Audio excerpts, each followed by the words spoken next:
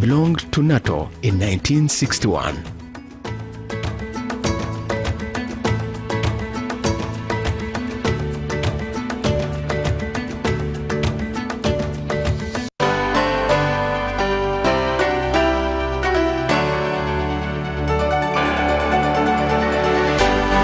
UBC, inspiring Uganda.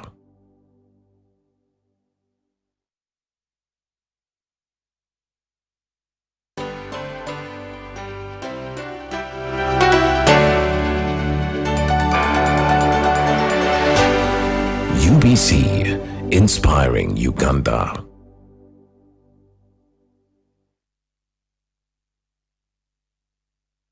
A new dawn on Behind the Headlines with me, Timothy Nyangweso. Every Wednesday, live in our studios in the heart of Kampala. We have conversations that have analysis, explanation, but not every truth is fact, and not every fact is truth. Every Wednesday, 10 p.m. on your public broadcaster.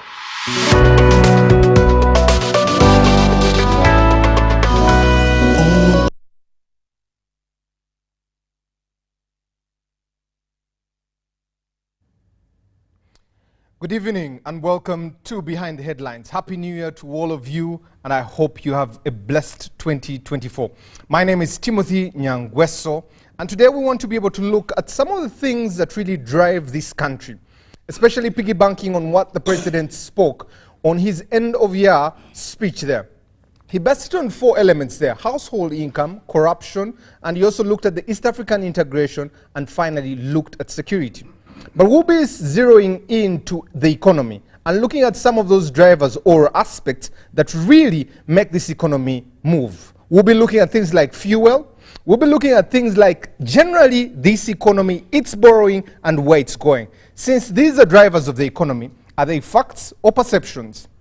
So you can be part of the show. Join us on YouTube. Let us know what you think, or text us or WhatsApp us on the numbers below your screen: 0709 60 25 92. Let us know what you think, or go to our X platform, drop your comment there, hashtag UBC Behind the Headlines. Let me get to the panel that is here with me today.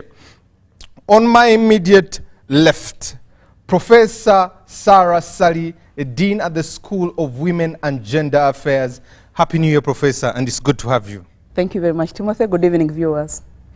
Next to him, he is no stranger, an economist and also the director at the school, MOOBS Economic Forum there, Dr. Fred Muhumza. Happy New Year, sir. Happy New Year and good evening, our viewers, and Happy New Year to you all. Next to him is Professor Okumu Ibrahim, a dean at the School of Economics at Makerere University and an economist too. Good evening, sir, and Happy New Year. Thank you, Timothy. Good evening, colleagues, and good evening, viewers, and Happy New Year. Old man of the clan, Andrew Mwenda, Chief Executive Officer of the Independent Magazine, and our grandfather at 110 years old. Happy New Year and good evening. Happy New Year, our dear listeners. Thank you very much. Finally, the Honorable Minister for State, ICT and National Guidance, Honorable Godfrey Kabyanga. Good evening, sir. Good evening, Timothy. Happy New Year, viewers. Thank you very much. I'll start on this note, especially news coming in recently about Benjamin Kiplagat, and our condolences go out to him. And also our condolences go out to especially the accidents that happened with the choppers both in Toroko and Kabarole there. We also look at our prayers still going out to Pastor Aloysius Bujingo, who also suffered the fate of assailants there, and also Honorable Munyagwa there. Our prayers also go out to them. But let's dig into our topic of discussion today, especially focusing on the economy of what it was in 2023 and what it will be in 2024, looking in the lenses of the economists here, but also the old man of the clan, the professor, and the Honorable Minister, to put perspective to our economy, what we expect from it. Honorable Minister, allow me to start with you. 2022, we ended the year especially in double digits in inflation there. 2023, we came to single digits. Towards the end of 2023, it was looking up. I'll be giving you some other numbers later on. When you look at the economy in 2023 and look through your crystal ball, what do you see in this economy come 2024? First of all, 2022, we were just getting out lockdown because of COVID, and you know that COVID had dragged us backwards, and I think because we were very smart during COVID on our policies, mainly we didn't go in for subsidies which people were pushing for. We managed to recover very fast in 2022, and we managed also to control inflation 2023, and we really moved on well because the recovery is actually very fast. It's not what personally I'd expected. We are recovering faster than I'd expected because COVID really dragged us backwards a bit. And you can see how we managed to control inflation from double digit to single digit. I think by end of 2023, it's around 2% or 3%, which is really good. Other economies are not recovering as fast as we have done. So I am happy with the recovery so far, because even the growth itself, we are now moving towards 6%, and 2024 we expect even the economy to even perform better. Our target is 6%, but I think if we can sort out a few issues, we can even do much better. And I'm very, very optimistic. We have obviously pushed money under PDM because that was somehow a flagship project, and now all the 10,500 parishes, nearly all of them have received the first 100 million, and we are now in the second year. We strongly believe we are going within this financial year. We are going to give another 100 million. If people can utilize it very well, probably it can boost the production. But obviously now we need to also look at storage. If production goes up, and then markets, if we can really handle some of those challenges and the logistical issues, I believe 2024 will be a very good year as far as the economy is concerned. But 2023 was good, and we progressed based on what we had gone through during the 2 years or so of lockdown. And the president obviously has given strategic direction. One, we have to concentrate on job creation, wealth and job creation, and just as he has emphasized, the 4 sectors: commercial agriculture with Chibaro, industry, services, and ICT. If we can really concentrate on that, and mainly when it comes to industry, if we can sort out issues of utilities, like electricity, cost of water, cost of electricity, cost of transport, I think we are going to boost the economy. And in the ICT sector, we are trying as much as possible as ICT to reduce on the cost of internet. We reduce from $70 per megabyte per second to 35. We have already secured money to increase on the national backbone. We have also secured more money for the last mile to work on the distribution lines of internet. We believe in the next 3 years we shall have internet at each and every parish, and we are also trying to see how we can reduce on the cost of gadgets, because the more people are hooked on internet, the lower the cost. So we are trying all things possible to see how we can put in place the best infrastructure for digital transformation. And we strongly believe if we can do that, then ICT will be another sector which is going to employ very many youths. We are coming up with a BPO policy, business processing outsourcing policy, so that we can increase on jobs in that field. So I believe really 2024 will be better than 2023. And credit to the ICT that you're bringing in there. But the biggest question is what will they be doing with the internet? But that's a question for another day. Stanbic Bank, we borrowed a loan in 2020 of 2.5 trillion shillings. There's also allegations of government borrowing about 7 trillion shillings. And the upside is that 2% of this is going to increase the treasury bonds.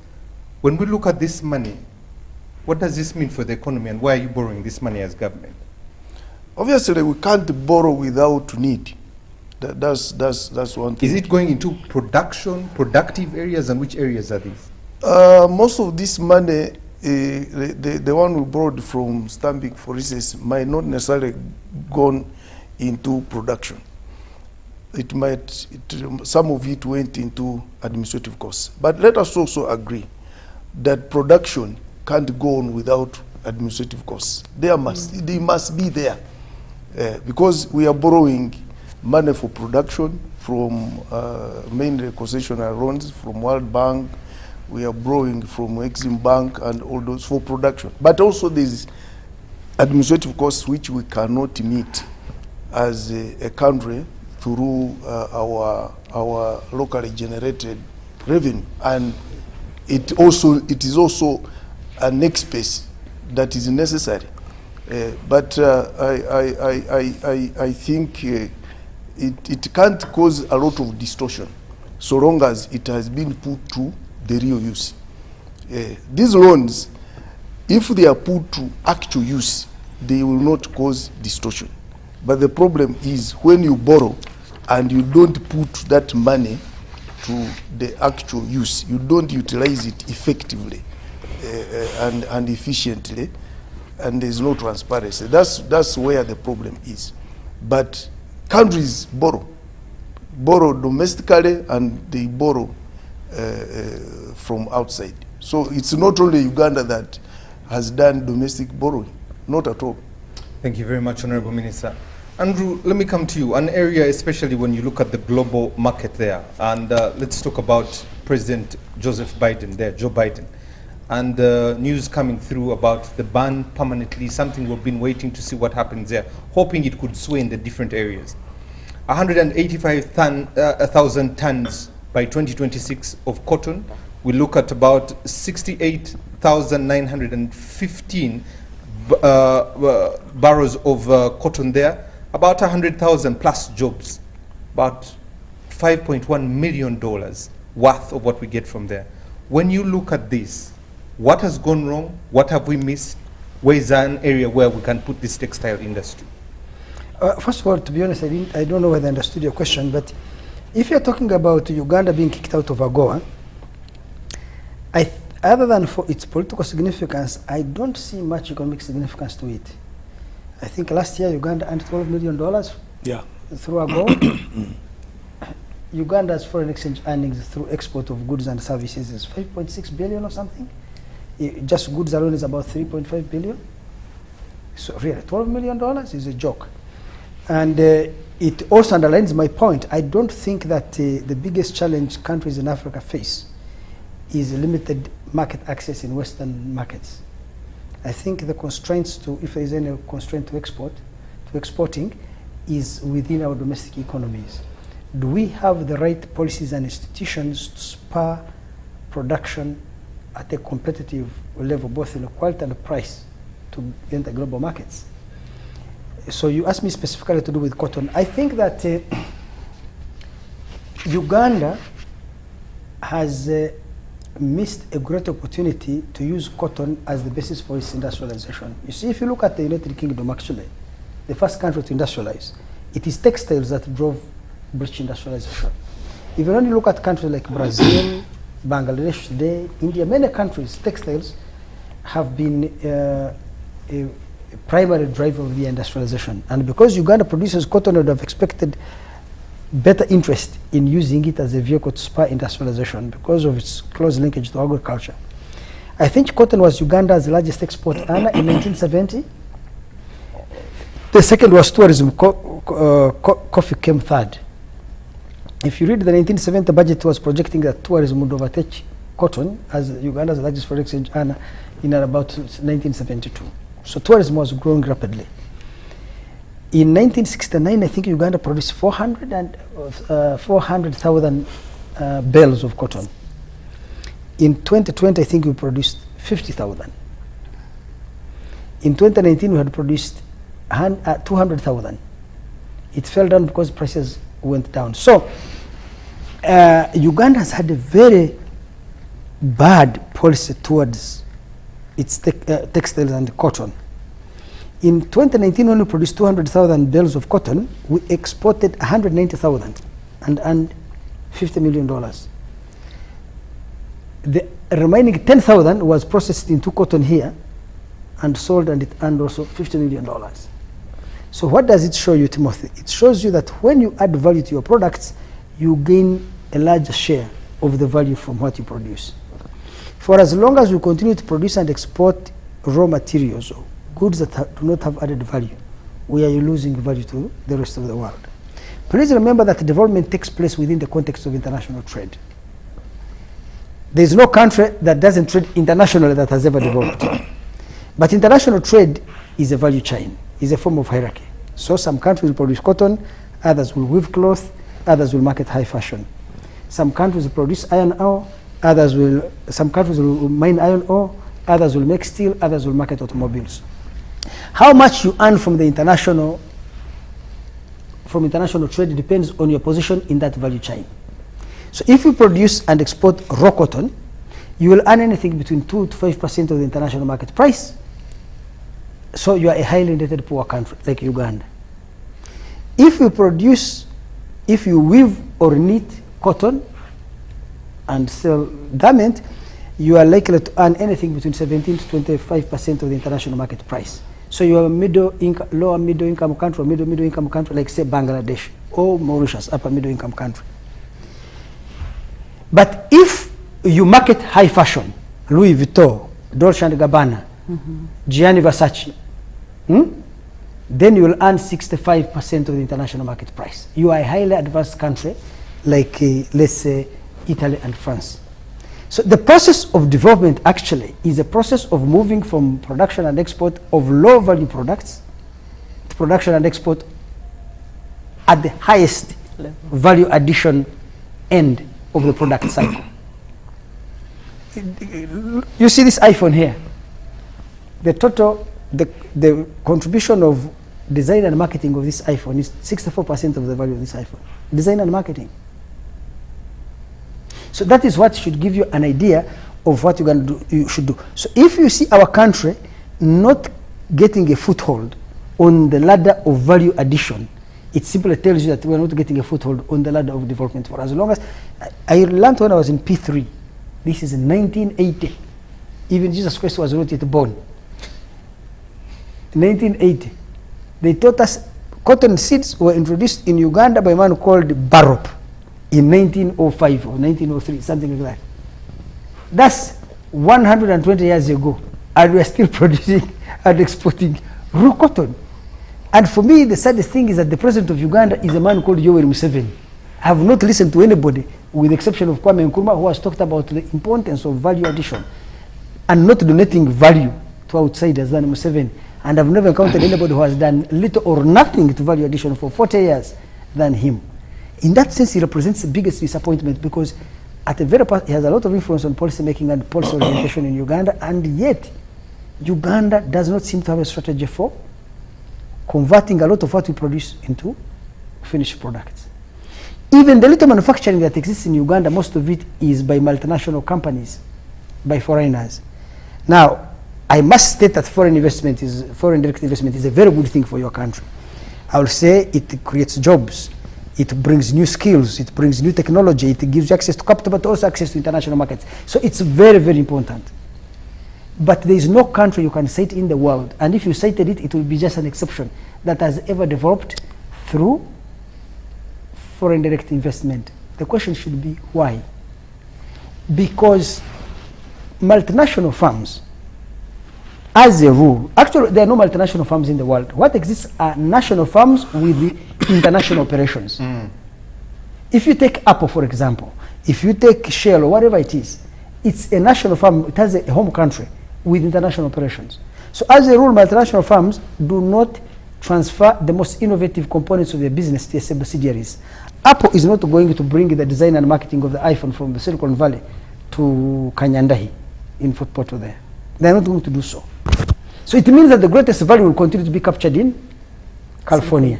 The best Uganda can do is assemble this phone. If you look behind it, it says designed in California, assembled in China. And China, which does assembly, gets anything between 15 to 20% of the international market price, because components are produced from different parts and taken to China and fixed there. So it is those who sell the most advanced technologies that take the largest share. So Uganda should not rely on foreign direct investment as the primary or the foundational driver for growth and transformation. If you look at countries like Japan and South Korea, what they did with foreign direct investment, you have Daewoo or Hyundai or Samsung or LG or Kia. They could let General Motors take 10% stake or 20% stake in the company. And then they use that relationship between an international firm and this local firm to gain access to technology, to gain access to affordable capital, long-term capital, to gain access to skills, both technical and management skills, but most importantly, to gain access to market dynamics, global markets. So that is the value of foreign direct investment. It is a supplement. It should never supplant domestic capital. It should only come to complement or supplement it. And so if you look at China, they have done the same thing. The Chinese opened up their country, but they allowed these IBMs and others to come and take minority stakes in their businesses. Maybe they put 20% on the stock market, people bought there. And they used that to leverage these international benefits, I'm telling you. So we come back to Uganda, the question you asked me. I'm one of the most disappointed Ugandans with the way we have spent the last almost 40 years now without ever saying, how do we build national champions, that is one, and these national champions to become the drivers of transformation, and that transformation has to be through value addition. That Uganda must have an industrial strategy whereby local firms, maybe in partnership with international firms, can begin to add value to the products that we produce, gain national market share. First, they become competitive in Uganda. Two, they become competitive in the region, and then they go global. Because one of the mistakes I think that President Museveni and many people who used to be around him think is that there is a dichotomy between import substitution and export promotion. If you look at East Asian countries, in fact, import substitution was the foundation on which export promotion was done. Once they were able to produce products domestically, capture national markets, the skills in marketing, design, and whatever it was, and distribution that they developed at a national level were able to be applied in the penetration of international markets.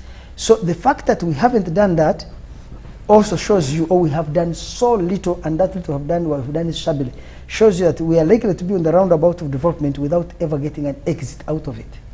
And just to touch what you've said, especially expounding on what you're talking about with value addition and all this, where should our focus be? 1, 2, 3 items, and say, this is where we should be leveraging, this is where our strength is as a country, and this is what we need to be pushing. Well, in economics, there are two theories. There is a theory of comparative advantage, which says if you have good sales and you produce cotton, you better focus on producing cotton. It doesn't make sense for you to go and compete where you do not have whatever. I disagree with that, because historic experience shows us that, in fact, comparative advantage does not need to depend on what we call initial factor endowments, factors of production, which could be good soils, could be minerals you have in the ground, could be the climate that you have, or the skills that you have. In fact, what we learned from the development, the late industrializers, is that comparative advantage can be actively constructed. South Korea or Japan did not have a comparative advantage in the production of steel, and therefore the manufacture of automobiles and ships.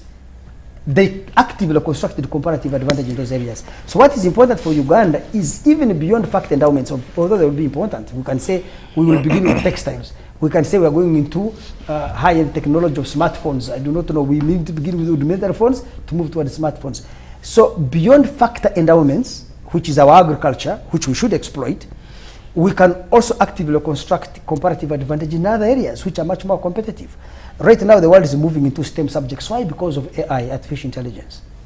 What is Uganda's strategy to capture the benefits of artificial intelligence in the next so many years? I have not seen any discussion of that in Uganda, and every day I try to follow developments in AI. I believe that the world, that's where the world is going. Okay, the minister here, my grandson Kabyanga has said, ICT is one of our priority sectors, but government of Uganda needs to say, because selectivity is the most important thing in industrialization.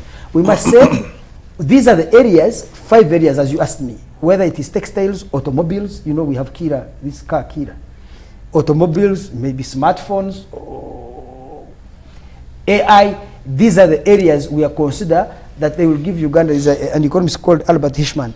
He talked about a multidimensional conspiracy in favor of development. These are the areas that will give Uganda a multidimensional conspiracy in favor of development. Market dynamics on their own can never give you that. So you need a strategic state intervention in these areas to stimulate, to create market disequilibria in order to stimulate them to grow. One of the biggest challenges facing by the factories and industries in Uganda is that they are working at a very small scale. Because they are working at a small scale, the unit costs are very high. And you need to have state intervention to have them expand their scale and scope of output in order to reduce unit costs and over time therefore become competitive both in terms of quality and in terms of price.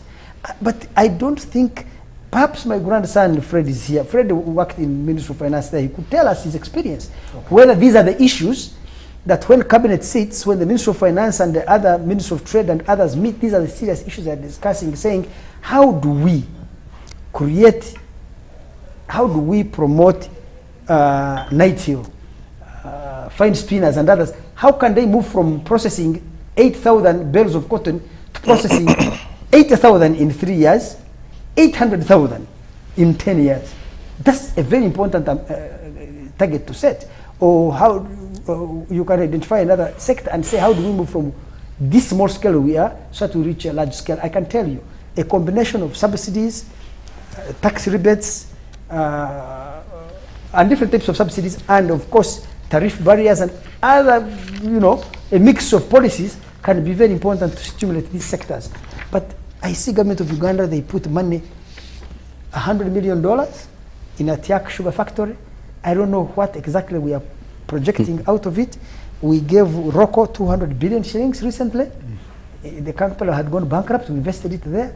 How much we expect to get from it? We put about $372 million in this hospital in Lubowa. It has not even come out of the ground. But although we say we don't have money, we are borrowing, we seem to be spending money on very many things. And I wonder, how can a country that is broke and is borrowing every day to fund the basic things, how can it have this huge cash throw around where it shouldn't even be throwing it? Okay, let me bring in Professor Okumo. Professor, one of the reports I looked at, especially in the second and third quarter of last year, you both put out a report and said the domestic demand had reduced by negative 6.5%. What has caused this drop in demand? What issues have caused this drop, and what do you see in 2024? Thank you very much, Timothy, for the question, and I really want to appreciate my grandfather here, Andrew, for the substantive messaging that has come across, and many of the views that he has shared are views that I am in agreement with, especially in view of tapping into the global value chains. But getting back to the question that you've raised regarding the contraction in domestic consumption, of course, you need to appreciate the fact that we were in an inflationary environment at the time, and what that means is that you are basically eroding the ability to spend. And the fact that prices are increasing and wages are not catching up with the increase in prices, more often than not, you expect to have a contraction in domestic consumption. But of course, you need to be aware of the fact that we are experiencing a fiscal consolidation regime where the tax authorities is trying to enhance domestic revenue mobilization.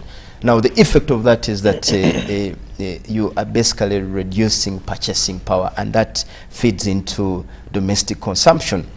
But again, domestic consumption as well captures the bit of government spending, and where you have, again, fiscal consolidation, it does mean that government is trying to clean up in terms of spending so as to carefully identify where to put money here and there, and that should be reflected in the aggregate contraction in domestic spending, and that should largely feed into the GDP growth rate. But on a positive note, again, we had a fairly robust GDP growth rate. Thank you. Professor, looking at our economy, looking at our tax base, especially the projection that shows that July to November 2023, a shortfall of 600 billion by URA.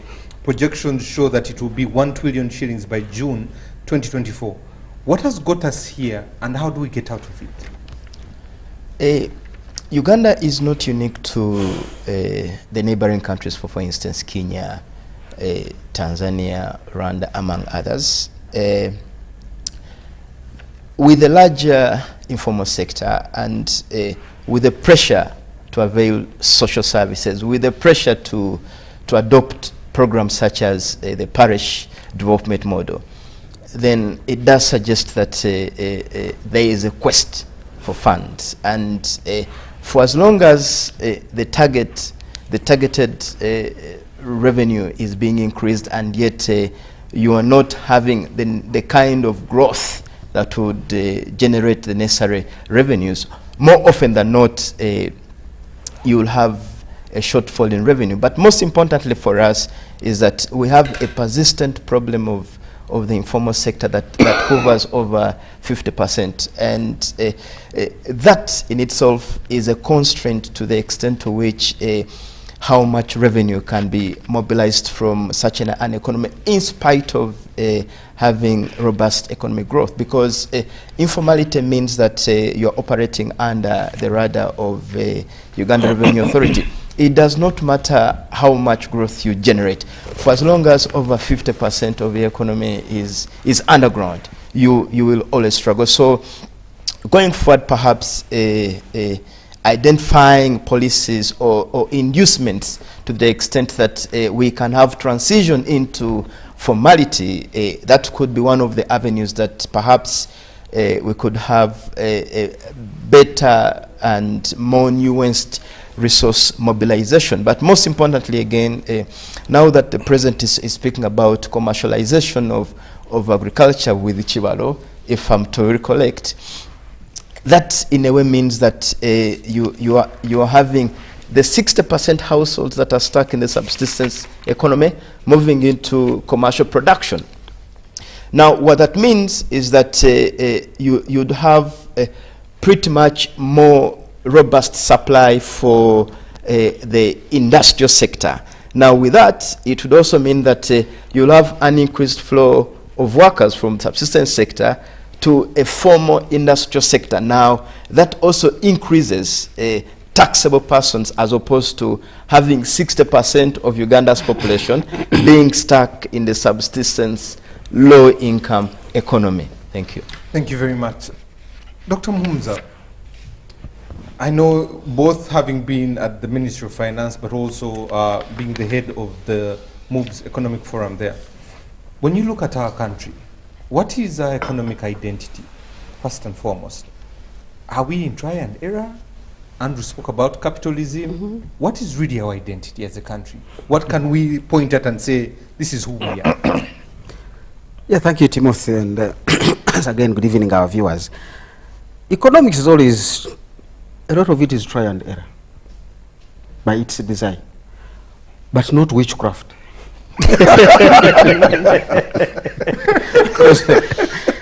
Scientifically, we always say if you can't repeat what the other person did, because there was a formula that you can follow and say this is what he followed, I've either got the same result or the wrong result. Now, witchcraft, there are no formulas. There is no one witch doctor who can say this one did this. Each person knows their recipe. Fred, are you a witch doctor? You seem to know witchcraft very well. Because now we want to ask which doctors are working on these spaces. Are they the witches or the others? But the beauty with economics, it has evolved. It will tell you very clear messages, and we follow these strategic messages. Aggregate demand is what drives your economy. If you do not have demand, and now we are happy, inflation is down because we have subdued demand. So you are really working in reverse gear of where you should be going. So that's the ideology. You want to say, do I really want to subdue my growth at the expense of managing inflation? Now, this is not to say you should let inflation spiral through, but all we are saying is economics is a trade-off. If I do this, what comes out? Now, the demand we are talking about here, Andrew is talking about cotton. And there have been people who have said an agricultural economy cannot develop. We must go into industrialization. I've seen the statistics that were presented as the year was closing. We have almost about 8,000 industries with about 800,000 jobs, meaning each industry is giving us 100,000 jobs. 100 jobs. Is that an answer for the population that we have? And when I look through the salaries of what these people are earning, private salaries, private sector are on average 150,000. Government is paying about 500,000. Now, those are not going to drive demand for fine spinners to set up a factory that is going to produce 20,000 shirts per week, if it is to succeed. So you can only look into the demand abroad. And your demand abroad for textiles, the fabric guzzlers, is the United States. So I don't mind whether we are selling there little. And last year, I think we sold about $80 million to the US. That has doubled since about 10 years ago. So it's been growing. But as you said, you want to make that market specifically for the apparels, because they are big guzzlers. So what do you need to do? And AGOA was about that. But there are certain things we had not done. Small things, but they do matter. I always remind people, your car may be $600 million. I will just come and remove 4 nuts from one tire. They can be less than 200,000, but that car won't move. So small things do matter in such big markets. So when we started AGOA, the Americans said your cotton must come from certified farmers. So that if Sarah here puts on a piece of cloth and she gets a skin rash, we are able to track. Now, our cotton farmers are neither numbered, so you cannot literally penetrate the American market, because you have not numbered and labeled your farmers.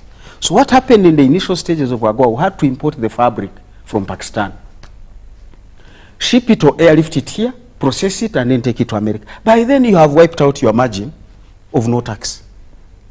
Because America is, you come in without tax. But these other costs you have incurred literally don't give you the benefit of AGOA. And that's why people are saying we did not benefit from AGOA. It's not that because Americans didn't offer the market, we didn't do our homework. Now, that is clear economics.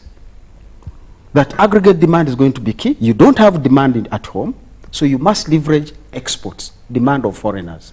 And that's what China has done well, to the extent that between 1980 and up to COVID time, the Chinese economy was literally doubling every 8 years, even when it became so big. For a sustained period, it was growing at 14%, 14%. Now Uganda is targeting, and happy to target 6%. With this burden of youth, with the roads where they are going, you need a lot of growth to airlift over yourself all these challenges that you are having. So I'm not happy with 6%. We need to be targeting 10. There's no celebration about it. But how do you get there? You need to come back to aggregate demand, which takes you back to your policies.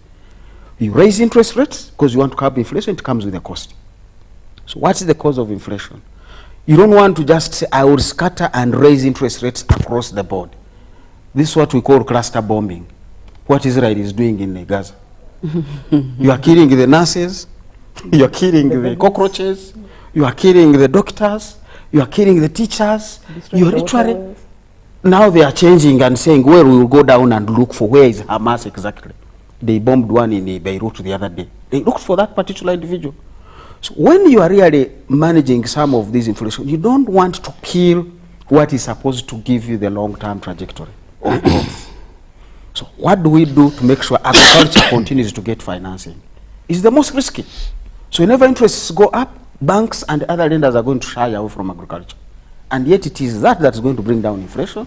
It is that that's going to give us the exports. So that balancing cannot just be, we will grow. I want to know what is the basis of that we will grow.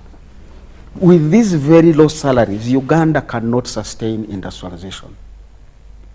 I'm already seeing people saying, let's bail out this factory in Soroti.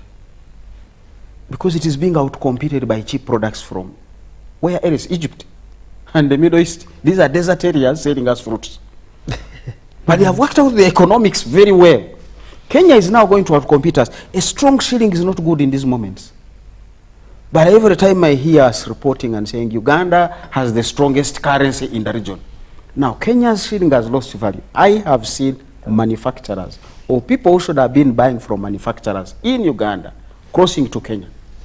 Because you buy your dollars here, you go and convert at a weaker shilling in Kenya, you get so many Kenyan shillings and bring goods here and sell. Remember, they are tax-free, majority of them.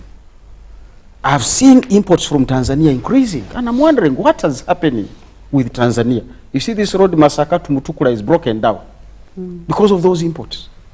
I think it was August or September where we imported more from Tanzania than from China and more than from India. So what is Tanzania getting right? Talking to the manufacturers, they have told me some 15 big factories, and these are the ones they know, have shifted to Tanzania from Uganda, including somebody who was making stationery to Nasa Road. He still does business in Uganda. He gets his business, takes it to Tanzania, produces from there, and comes back here. Now you want to understand those dynamics. So where is a Ugandan putting his money? Government papers. Do they create jobs? Certainly not. Do they create wealth for the economy? Certainly not. But they create it for that particular individual, but that has taken us into a debt trap. But when I look at October, our borrowing, which was about 5.41 trillion, we had to pay debt of 3.3 trillion. So we're only left with about 2 trillion service delivery. September was worse. We borrowed 1.2 trillion, remained with 12 billion to provide services. How do we change those fundamentals to set the economy on a pace of growth? We've got to go back to Honorable Kabyanga in cabinet and say, let's cut the government appetite for money. Where is money going? The president mentioning security, that should not be ignored. Mr. Museveni on security, you would rather talk or anything else. And he's right, because we can't do anything minus security. But security is expensive. We just lost those 2 choppers. We need to replace them. But what has brought them calm down? Maybe we'll never get to know. But I was just reviewing, in 2 days, Russia bombing Ukraine spent their $2 billion. In 2 days. The missiles of 29th of December and the ones of yesterday. 2 billion. Meaning war is expensive. So operational soldier is not popcorns. Not popcorns. We have got to recognize we have a war budget. Now when you have a war budget, economic planning says if something is going up, you must find something to go down, or else you are going into a debt. Are we taking those decisions? So economy is not witchcraft, but sometimes you try out something. What if I do this? What if I do this? And you watch and review. Now we can't repair our roads. How is the economy going to grow? And Kamparans are talking about their potholes. There are gullies out there, outside Kampala. Because there was no tarmac. So it is actually gullies, water flowing down. But that is where the agricultural crops are supposed to come and be eaten in Kampala or taken to Kenya. Our 3 biggest destinations of exports is Kenya, South Sudan, and DRC. Those are the three guys you talk about when you're exporting. Plus, of course, gold that is going out to UAE. Now, what do I do to keep maize and beans and milk going into Kenya? So the president, when he talks about the regional issues, he's right. Because this is where we sell, to begin with, the items that actually go to household incomes. But if the roads are going to be bad, PDM is going to be depleted. People will produce and fail to get their produce out. I don't know who downgraded the PDM to one pillar. That once we give people 100 million per parish, we are done. PDM is pillar 2 was about those roads and the energy. PDM pillar 4 is about education and health. I really don't want to see a person sell their goat from PDM to go and treat a patient because the government hospital here is not working. February is around the corner. We are going to see people selling land, selling cows, selling to take children to school, and even then not finish the fees. So PDM was saying, how do we make education affordable, efficient, and productive? That conversation seems to be packed until I saw some 4,000 teachers are going to be recruited. I wish them luck. I hope we will be able to facilitate them. So PDM is all those 7 pillars. And until we address all the 7 pillars, the seeds and expectations of PDM will still be outside us. We have a lot of work to do this coming year, more so with all this stuff. I don't want to blame COVID. COVID was harsh on those who had underlying conditions. Your factory profit will be taxed at 30%. So what signal are we giving? Because economy is about signals. So I think those signals also need to be worked on very, very clearly. And you can ask any of the people with money whether what they are doing with their money. Government bonds. Yeah. Thank you very much, Dr. Fred. Let me come to Professor. Andrew said something and talked about Lubowa, talked about, where we put our money. The biggest question is, as a country, where should we put our money? Where we're going to get value for it? Wow. Thank you very much, Timothy. And yeah, I've been listening to these people, and of course, economics is not witchcraft. But I'm wondering whether it is also miracles. Because none of the above. None of the above. Because, Timothy, we have a population which is estimated to be, as of today, 49.2 million Ugandans, and of which the average or the median age is 16.3. And of these, only 28.6 is in urban areas. So if you're talking of where to put the money, where should we be putting our money? I think we should be putting our money in growing or in skilling that population to make it productive. Some of the things they have talked about of making this productive are things like PDM.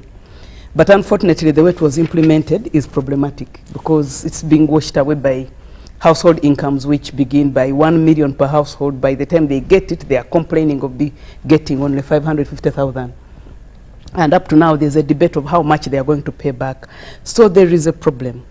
And I know a lot of the World Bank statistics of the past said this was a demographic dividend. But you see, it's a demographic dividend if it has the purchasing power to power the economy. But if it's just a dependent demographic dividend, then we have a problem. And with improvements of health, actually these people are going to survive. We are all going to survive. And it's a good thing that we're going to survive. So the more reason we should be investing. So there are those pillars, or there are those sectors of the economy which we can leverage to kickstart the economy, and they're very important. Things like oil, things like what Andrew Mwenda talked about before, where we should be looking. Professor Okumu has also mentioned it, and Mhumuza, where should our economic interests be looking at? So some of those are very important to spur development, to increase our revenue, so that our people are gainfully employed. But there's also need to invest into the things which will directly increase household incomes for these people. For example, instead of having given these people money, supposing there had been infrastructure for value addition in the settings that they are at, that would have helped a great deal. People talked about taxation. I know if you're going to talk about investors creating jobs, you have to reduce the operating costs for them to be here. You have to make it gainfully, economically important, gainful for them to stay here. But if the operation costs are going to be high. I know they talked about costs of utilities, but there's also the cost of the basic infrastructure. We are all stuck around the areas because that's where you'll find water, that's where you'll find electricity, that's where you'll find internet, that's where you'll find. If you have tried building a house in a rural area, you have to foot the bill of connecting the number of pipes, the transmission lines. It is very expensive. So no industrialist is going to go to where the majority of people are located. And more than 70% of the people are in rural areas. So we need to invest in these areas to make them attractive, not just as areas where we extract things, the way we are doing with the rocks and the cement industries in the east. We need to actually take resources there so that we grow these areas to also become economically viable.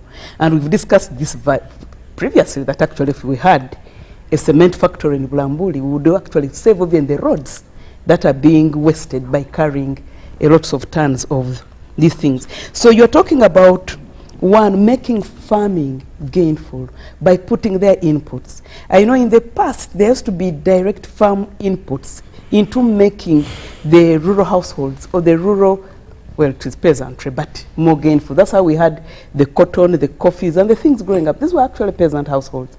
But ever since we changed that model with structural adjustment programs, we go with what we call model farmers. So a lot of the farmers do not actually have direct farmer support. They don't have direct information. They don't have the requisite inputs. And at the end of the day, they're a problem to actually the modern farmers. And that's a problem. But there's also something else that we are seeing which is going to wipe out the little ability to survive of the rural households: land grabbing. So you find that, and someone talked about the security budget being high. I know it's high now because we are fighting external enemies. But also, right now, the more than 70% people are surviving off their small plots in rural areas. So what happens when we do not have a proper land management system, and whoever has money can actually afford to throw off hundreds of households off the land? All these people are going to end up in the streets.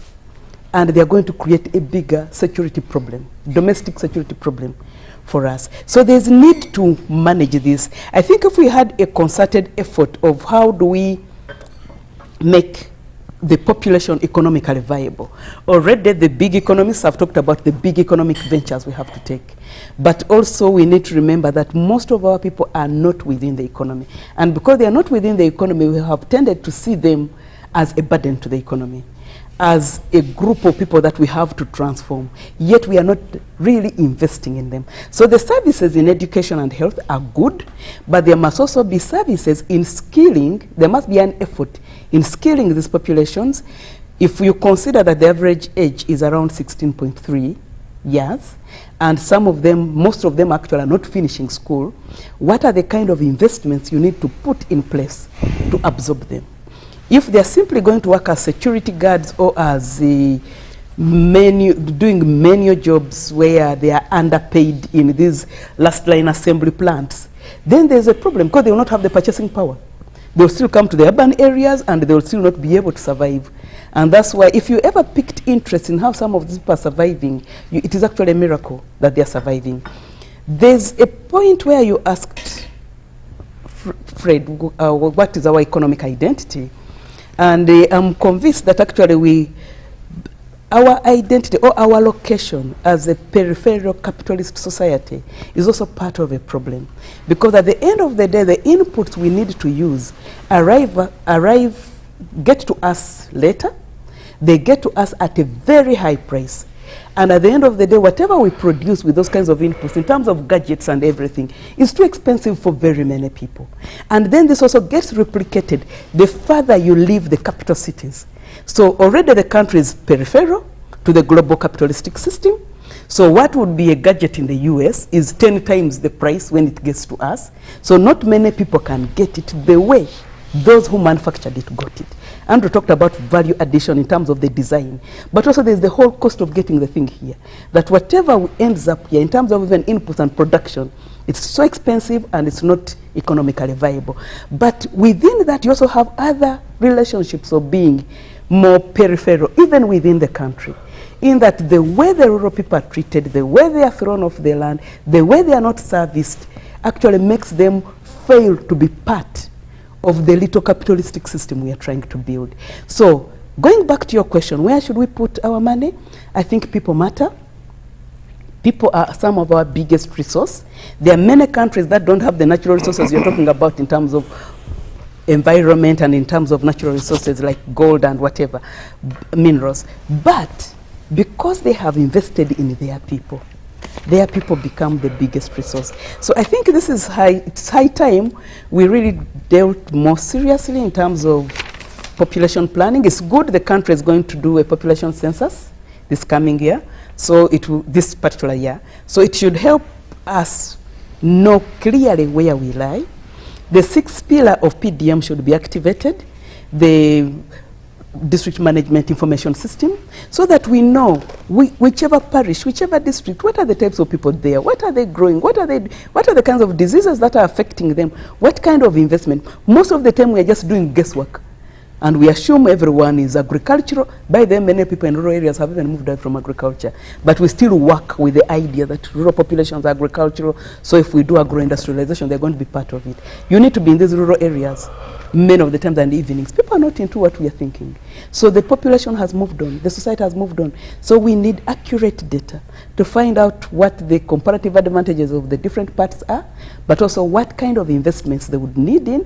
And some of the big things we are investing in are not going to transform this country because they're exclusive to a few and they're not beneficial to the majority. They are very capital intensive, they're not labor intensive. Thank you. Thank you very much. Let's come back to this economic discussion, especially looking at fuel and going further into some of the things that are the drivers of this economy. Can they change 2024 in this economy? Also, we have been well informed that the LCs will be given 180 days more to stay in office. This and more. That's good economics. Which economics? Team. Who speaks Luganda here? Who is a good Luganda? I'm getting a Kamongoluze. You know Kamongoluze? Yeah. You're getting Business. You know, I have a problem over Vertigo. I have to go. What? I need this chair to be cramped. I have vertigo. sorry. I'm getting a Kamongoluze. Why? Is it, maybe if they put AC? No, I swam a lot yesterday and I swam for 4 hours, 15 minutes, 10 kilometers run. So that's what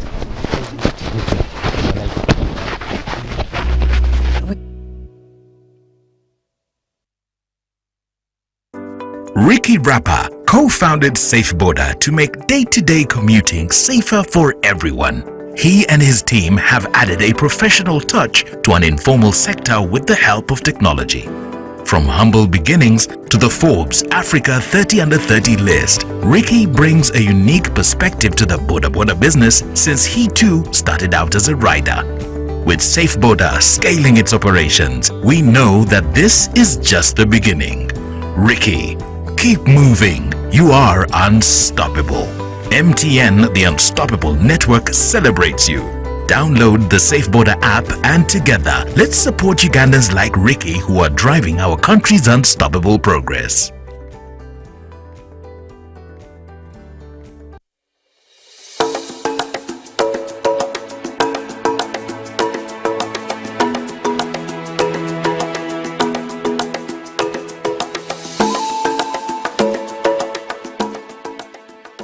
(1961) Facts about NAM.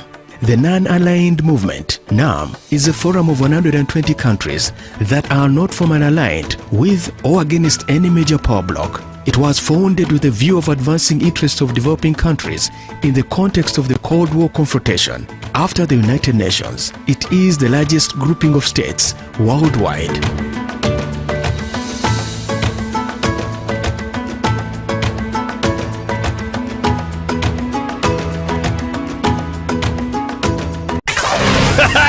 It's super fast internet. Oh, it's a super camera. It's a super battery. Phone battery full. Yeah, it's a super deal. Get the Kabode Super from MTN now at a reduced initial deposit of only 49,000 shillings and pay the balance in Pola for as low as 833 shillings per day. Grab this Super Kabode deal and get 2 GB of free MTN data every month for 8 months. Get the Kabode Super now from any MTN shop countrywide. Everywhere you go, MTN. Regulated by UCC.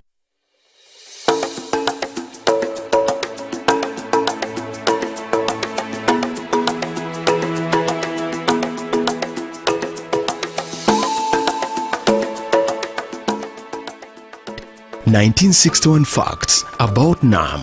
The Non-Aligned Movement, NAM, is a forum of 120 countries that are not formally aligned with or against any major power bloc. It was founded with a view of advancing interests of developing countries in the context of the Cold War confrontation. After the United Nations, it is the largest grouping of states worldwide.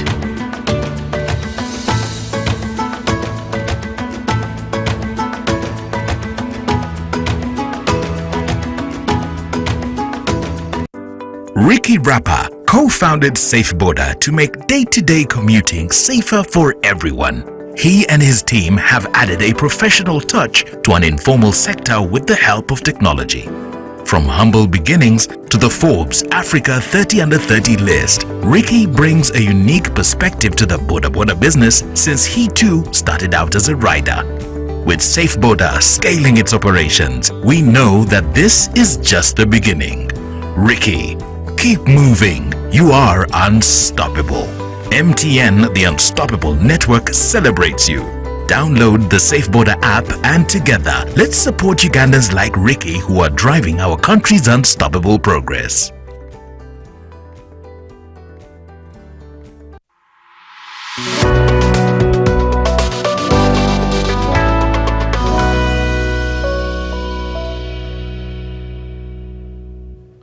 Welcome back from that quick commercial break here on Behind the Headlines. My name is Timothy Nyangweso, and we're discussing everything the economics in perspective with what the president was speaking about in his end-of-year message there. Let me read some of your feedback coming through. Mwesije Aaron says, today we have technical people really giving us the details of what our economy should look like, but also perspective on what the facts are really in this economy, okay? Himsugwe Charles Dickens says, it's worth to note that UBC has set a brilliant panel to be able to discuss the pain issues, the pain points of the country. I'm watching and listening in at the same time. Okay, I'll be getting to some of the feedback later on, but let's get into our discussion here. I'm joined by the Honorable Minister, Godfrey Kabyanga, the Minister of State for ICT and National Guidance. I'm also joined by Professor Okumu Ibrahim, a Dean at the School of Economics at Makerere University and an economist, here to discuss everything economics, and Dr. Fred Muhumza, the Director of the MOOBS Economic Forum and an economist, and finally, Professor Sarah Sali, who is the Dean at the School of Women and Gender Affairs. Andrew has left us. He wasn't feeling well, under the weather there. We hope he gets well soon. Let's get into our conversation in this last leg of our conversation. And Honorable Minister, I'll start with you. A lot said, especially on the different segments of the PDM there. And I think the thing that the President was talking about PDM that was quite interesting is production. Is everyone meant to be in this production? Or are other people supposed to be working for this production? Obviously, when you look at the money we have invested in PDM, and if you look at the segment it's going to, supposed to go to, it is that 39%, which is still working under subsistence. Because those are the households we are targeting. There's 39% who are still living under subsistence, working for only the stomach. Those are the ones supposed to get that money. And that's how the program is designed. But obviously, after they are produced, there must be value addition. There must be another segment that will add value to what has been produced. Probably those ones will be now in small-scale industries and the like. There must be also some people who will be in marketing of whatever of whatever has come out of value addition. And there must be also transporters. And just as Dr. Muhumuza said, only one pillar seems to be coming out prominently, the one of financial inclusion. But these are 7 pillars, including two of them where our ministry is actively involved, mindset change, and the parish model management information system. But all these are moving on concurrently. We are working on them all because there is a system now which has been developed and it's being used because the PDM is actually system driven. And then mindset change is going on. But probably what is coming out prominently is financial inclusion, because that's where the physical cash is. And you know, Ugandans are very excited about what? About money. But there are also other pillars which are equally very, very important that I think we need to put a lot of emphasis on, because there is also a pillar of infrastructure. We're supposed to work on the roads under PDM. There is also a pillar on land management. It is also there. There's also something to do with now adding value, marketing, and all that. It is also a pillar. There are 7 pillars, but the one which has come out prominently is financial inclusion. But all other pillars are also being looked at seriously, and I think that now people have started receiving money.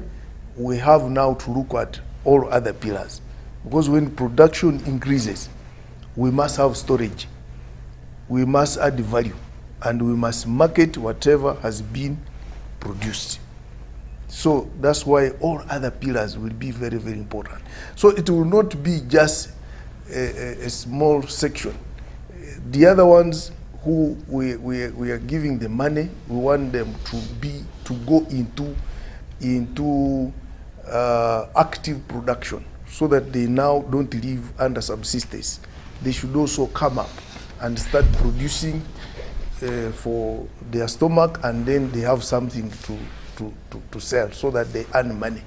Probably with the time, we can all now go to the middle income status. We shouldn't leave that 39% behind.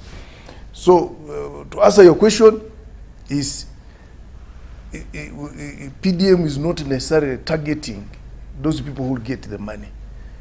There are others who will not get the money, but they have work to do. But for them, probably some of them are already actively involved. And 2, they may not get that PDM money, but there is other money, like Emioga. There's money for Emioga. There's money, for instance, in UDB for people to set up industries. And there is money for agricultural credit facility, which the big farmers can use, because as much as possible we are, for instance, discouraging these people are getting that 1 million to go, for instance, in cotton growing, because cotton growing, we think it may not give you the returns that you want. It should be left for extensive workers. Honorable Minister, let's stay where you're talking about it. Let's give examples of milk and coffee. Excesses are already there, especially in milk. And where is the market? There's a lot of production, but where is the market? Yeah, as government, we are really working on the market right now. For instance, milk. We are already working on an agreement with the Algerian government, and they are going to take quite a big quantity of milk. I think if we can finalize that deal, then the issue of excess milk will be sorted. And obviously, we are still negotiating with Kenya because most of the milk was going to Kenya to see how we can sort out the contradictions which have been there. We are now working on the market with the DRC. By the way, DRC is one of the biggest consumers of our product. Yes. You know, DRC, for them, they don't have, and they don't produce milk. For instance, the part which I'm familiar with in Eastern Congo, North Kivu, you can't see a farm of cows. of cows. Not at all. You can't see it anywhere. If someone has a farm of cows, he's a very rich person, very rich person. So all the milk which they take comes from outside the country, and for them they take powdered milk. So we have a lot of milk which is going to the DR Congo. That's why we are seriously pursuing peace in Eastern Congo, so that our products can go. That's why we have even gone in 2 roads. People were asking, but why go? No, we are looking for a market there, and the roads were so bad from Kasindi to Beni, which is 80 kilometers. It was taking us about 4 hours. But now after making the road, it is only taking us 1.5 hours. From Kasindi to Butembo, it was taking 6 hours. After making the road, it is now taking about 2.5 hours, so that our products can reach these big towns as fast as possible. Coffee, yes, we have excesses of coffee, but I think now that's what the president is trying to push. We add value. We should add value on what? On coffee. After adding value, probably then we can first of all earn more money out of it, but we can also have a bigger market, because what we are exporting now is raw coffee, and when we send it to Europe or America or where, they have to process it. Look at South Korea, for instance, is one of the biggest exporters of coffee, but they don't grow any what? Actually, Germany is the world's largest exporter of coffee. And they don't have a coffee tree. They don't have any coffee tree. But for them, they wait for Africa to bring the coffee, process it, and export. And then they become the biggest exporters of what? Of coffee. And then they start these cartels. Like tea now has a problem at the auction in Mombasa, because of the war in Ukraine, the war in Israel. Those were some of the biggest consumers of tea. Now, people are even cutting tea plantations. So we have all those market dynamics at international level, that whenever there is a small problem like this, then we cannot compete, and we cannot export. Thank you very much. Professor Kumo, how do we broaden this economy and make it sustainable with local perspective? Thank you very much. The question you are asking pretty much takes me to the relevancy of PDM in Uganda's context, and perhaps for me, it is one of the ways of domesticating Uganda's economy, but most importantly, giving it an identity of a local nature. Why PDM is key in that respect, for me, principally, if you go to the pillar of production, storage, processing, and marketing. Key to that is that you're going to have parish level identities in terms of production.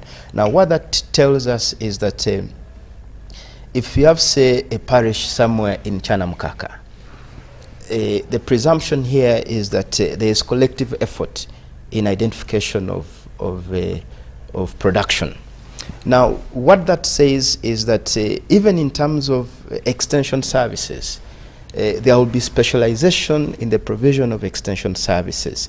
Now, what that tells us is that, one, you would have scale advantages in terms of production. The success of plantation and sugar producers like Madivani can be replicated using the parish development model, to the extent that if you have parish level production that identifies with a certain crop, says simsim, then what that tells us is that you can start thinking about industrial level storage. You can start thinking about industrial level manufacturing. And with that, you start speaking about the unit cost of production, because now you have producers of inputs at a scale that, one, is sustainable, and at a scale for which you can guarantee quality and perhaps standards. You know, what we're talking about, the inability to trace the cotton producers, right? Now, with PDM, it gives you the leverage to trace, one, from which parish a certain input is coming from. And within that parish, it's possible even to break it down to the individual households.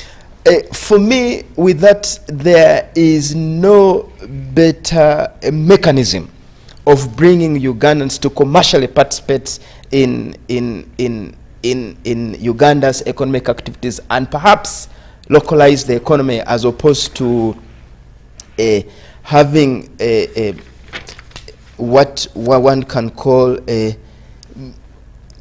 different pockets of production that undermines aggregation. You know, what PDM does for you here is that you have a natural aggregation mechanism, because you have a parish level production that makes the unit cost of storage low, because you have scale.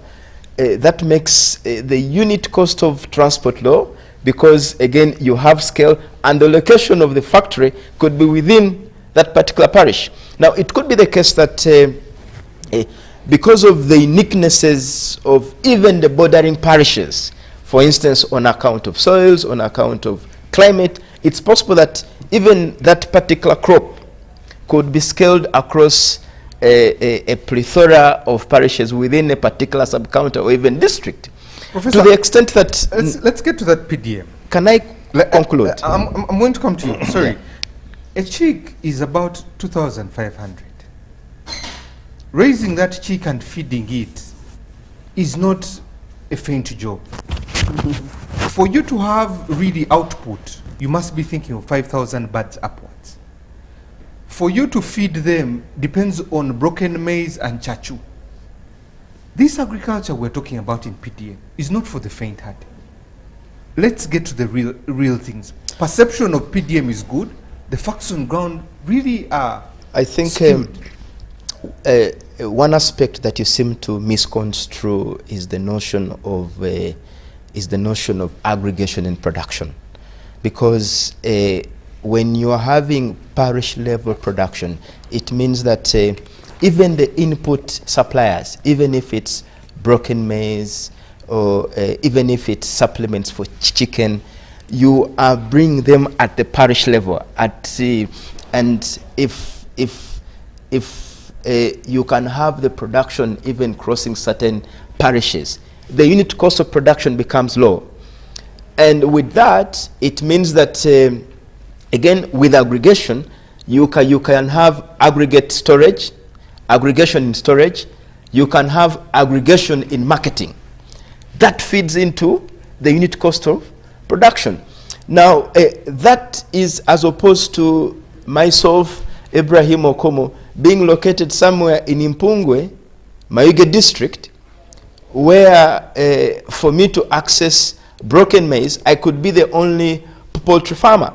Now, for me to access that particular input, the cost becomes too high, and that makes that enterprise pretty much unprofitable right from the word go. But the notion of parish level production does suggest that there are scale effects on account of aggregation in production, aggregation in storage, aggregation in processing, and aggregation in marketing. That for me is the key driver. Now, having said that, if you are aggregating production and you leave out infrastructure development, then you'll have excesses that cannot be taken to the market.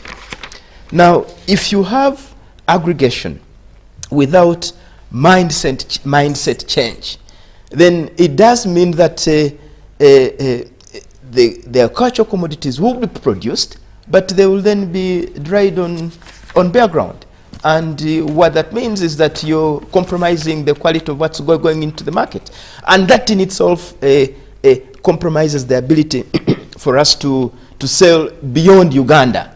You know, not so long ago, we were embarrassed by a country, South Sudan, refusing to take in our maize. It was a shocker, you know.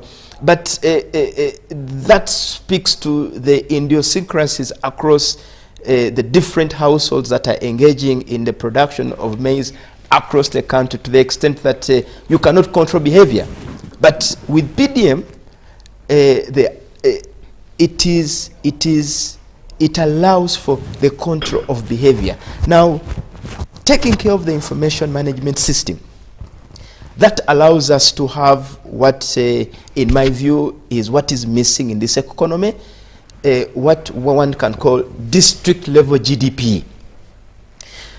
With the information management system, we shall be in position to characterize districts by what they produce, and consequently would perhaps tend to have a district sensitive policy measures. Thank you very much. Wouldn't that be an assumption that the parish has been zoned to do only poultry? No, of course not, of course not. Poultry is pretty much production you're talking about. That depends on the competitiveness of that particular parish. Because remember, the way PDM is envisaged to operate is such that individuals at the parish level are supposed to self-select into enterprises that they deem of interest to them, into enterprises that they will deem profitable to them, or enterprises that they can easily adopt. And the country has been zoned. Thank you. Okay. Dr. Mumza, this borrowing and these aid cuts, being that the biggest portion of the development budget is really aid funded, isn't this a concern for us, first and foremost? Secondly, the borrowing, has the appetite just gone out of hand? And how do we nip it? Thank you. Really, the nipping of the borrowing, as we said earlier, most of us have been involved in simple budgets for functions. Could be a birthday, it could be a wedding. You don't just go on the right-hand column to reduce numbers. You literally get on the left hand to cut out items driving that budget. So now that we thought Honorable Kabyanga would bring us money for this wedding, he has not turned up for one reason or another. We cut out the meat. And in our planning, we thought the minister has to bring 5 million. My minister has brought 1. So we cut out a cow. So you cut out the cow? You don't just say, let's reduce this side without reducing this side. If you still retain 500 guests, you are going to have people having no meat because you just reduced the numbers. So as we've said, the management of the debt has got to take us to say, what are the items of expenditure? What can we get out? And as I earlier said, with the security increasing, you cannot cut the security budget. So which budget can I cut? I am not going to compromise on fuel for the police. Now, this is PDM Pillar 7, because public administration. And most people have ignored that pillar. This is why you have your extension service providers. I want to believe people remember when PDM was first rolled out, the first upthrust focus was on recruitment of parish chiefs. You cannot run government without parish chiefs. There is no military without the infantry. That's your parish chief. He's the last civil servant who checks on whether those teachers are in school. He's the one who will pick up that statistic. He's the one who will know whether the road is being done and escalate the report. We did not have 5,400 parish chiefs. So let's get those on board. Up to today, we have a shortfall of extension service providers. You can't drive PDM, which is agriculture, without extension service providers. You don't even know what people are planting. Rice is, by the way, not rice. We have Nerika 1 up to Nerika 14 and beyond. Now, you can't just aggregate from Honorable Kabyanga's farm, Nerika 7, and Plant Sarah's Nerika 2, and you think you take them to a factory and get out any brand that you will take to Algeria and sell. What is our milk like? Algerians can be talking politics, but remember, politicians are not the drivers of business. It is private sector. They are going to ask, Uganda, we hear foot and mouth and anthrax. Where is this particular milk coming from? Now, if I can't trace and say we blocked the milk from the areas that are infected, so please buy it with confidence. Now we have no traceability. You can't know which cow produced the milk you've just put in that cup. Now the world is so specific when it comes to health matters. So now the parish chiefs who are supposed to be helping us to enforce these high-level government decisions, and I can also with confidence say this cow is certainly not from an anthrax-prone area. Without that, you have nothing to sell, because you sell trust, you sell confidence. Now that is missing out on us. Now we are enjoying, where do we put our money? Is it our money? It's money lenders' money. As I've indicated, every time you are borrowing, it's going back to those who lent you. So your little money that is left can't do what you would want to do. Sarah just mentioned, I was looking at our demography. 16 million Ugandans are below the age of 10. Those are not productive. They're dependent. They're just dependent, and that's what they should be. But we should be spending heavily on them under Pillar 4 of the PDM, education and health. They are still falling sick. They need to be healthy. Their brains need to be sober, to be trained, to be future useful citizens. We don't have money to invest in that space. We struggled the other day to put interns back. So it's not even about a question of skilling in some areas. People have the skills, but we can't deploy them where they should be because we have no money. How do you resolve that? You have to deal with the debt trap. The only way to deal with the debt trap is to go back and cut. I've been looking at these salaries. Government expenditure in the last 4 months actually went down by about 1.2 trillion, including the development budget. You can talk about donors who give us some of this money because that included grants. But that cut out a lot of expected growth driver. Because whatever projects government was going to do, first of all, that spending was going to create some demand. It was going to provide a service. Now, that is foregone. What does that mean to the economy? Interest payment went up above what we had targeted to do in the 4 months. This is the Bank of Uganda's report. Revenue and grants went down by about 1.1 trillion. So the deficit grew up, financed by domestic financing, which is borrowing from the domestic market. Again, crowding out and making it difficult for that private sector. These are fundamental structural issues. Until you deal with them, any other thing you're talking, you're either expecting witchcraft or miracles to grow your economy. But there are no realities, there are no objectivities. So we have got to sit down and look at these things. How do I invest in the 16 million Ugandans who need health and education, pillar number 4? And actually people think PDM is just the 1.2 trillion, the 100 million. No, it is more than that. We sent $1 billion, I hope it went, for every district, to do roads. That's pillar 2. And municipality. And the president has just said, add on another $1 billion, because the roads are bad. That's pillar 2. How much money have we spent into health and education? 9 trillion was the budget. That's pillar 4.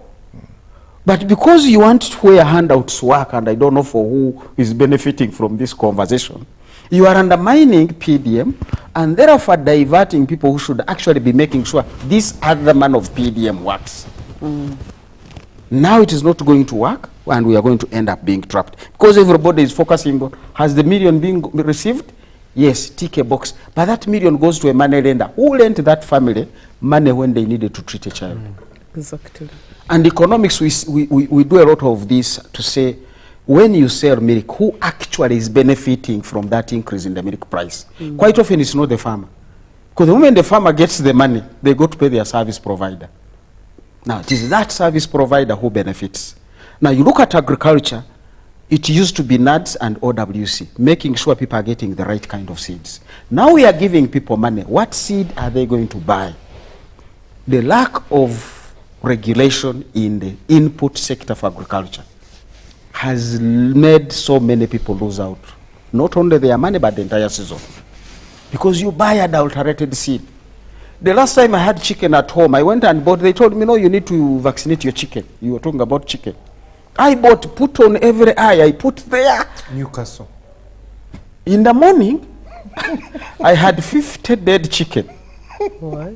Because of that vaccination. It was wrong medicine. It was wrong medicine. So Who do you sue? Where do you begin?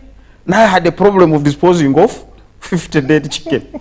Mine was just philanthropy, so that my children get to know the eggs don't fall from heaven. Let them learn that the kachiki grows slowly.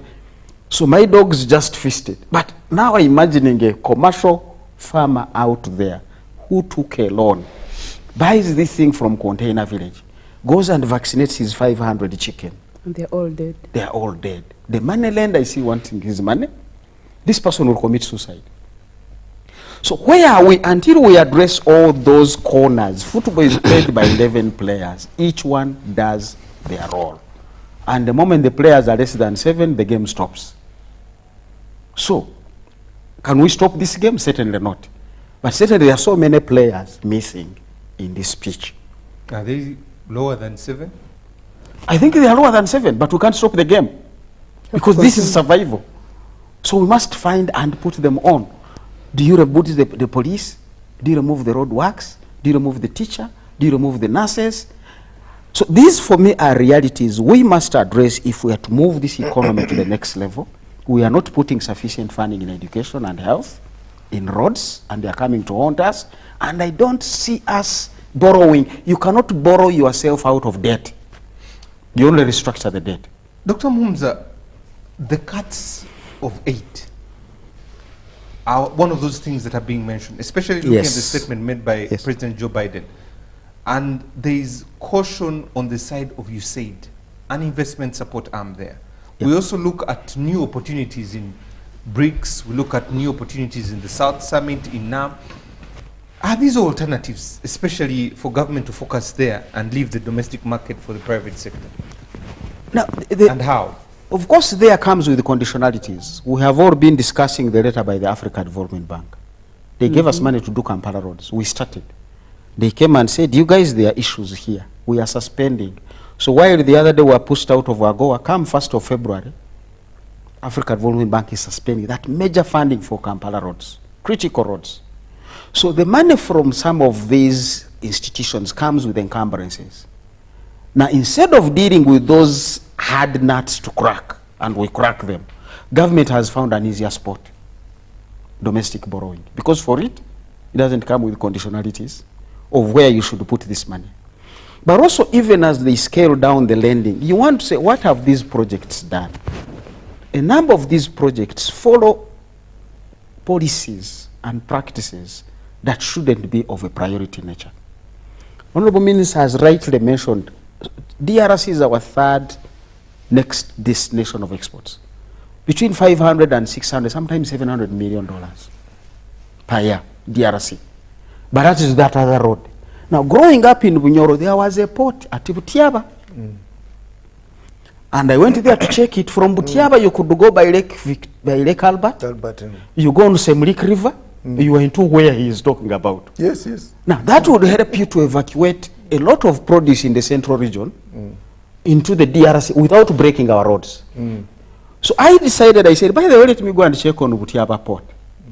The road down there to Bulisa is tarmac, first class tarmac, with electric lines on it. All these are donor monies, which we expected they would give us a result. So as you go to Bulisa, you branch off to Butiaba port, 8 kilometers, a very decent road. And as you get into the Butiaba itself, they put those solar lights, the road splits into 2. Dual carriage, an urban area. And then where it says Butiaba port 0 kilometers, the road ends there, and the lake begins, and there is literally nothing. So where did Butiaba port go? What is that road doing? How is it supposed to pay it back itself? But that would open up the other part of the Congo. Because you just cross by water. And you reach Bunia. And you reach Bunia. You serve all the other parts. And you, so where are we taking these opportunities? The other part of the road ends in a police uniport. I almost thought I was going to be arrested. Because I was driving and then the road ended and that was a police uniport. There is supposed to be a port there. Where did the port? I have no idea. But we did the road. And so I was saying coordination of government projects. This is really an investment already sitting there in an area where milk of the Congolese, now you don't have to only serve North Kivu, because there is this other part of the Congo is also wealthy, and they also need food. But the port is not existing. That port was put there by the whites way back in time, and was connecting from the Congo. Masindi was an inland port. You come to Masindi port on Lake Choga, you connect to Namasagari. You are into the rest of the world. Interesting. We have not invested in these things, yet the loans came. So who was thinking of the government design of that project for us to spend those millions of dollars on a road to nowhere? I looked at the young boys. You give an old man 1,000 shillings, man, they want to kneel down and thank you. Yeah.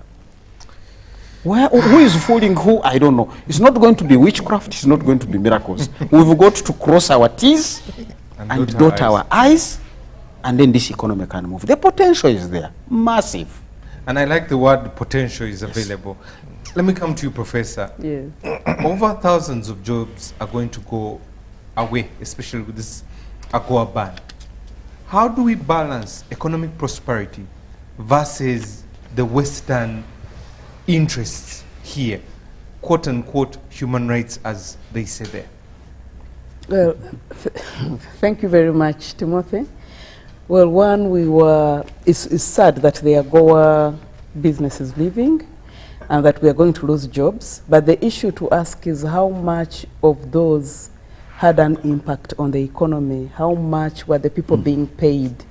So I think it is sad. Any loss of a job in this country is sad because we have very many young people who need jobs.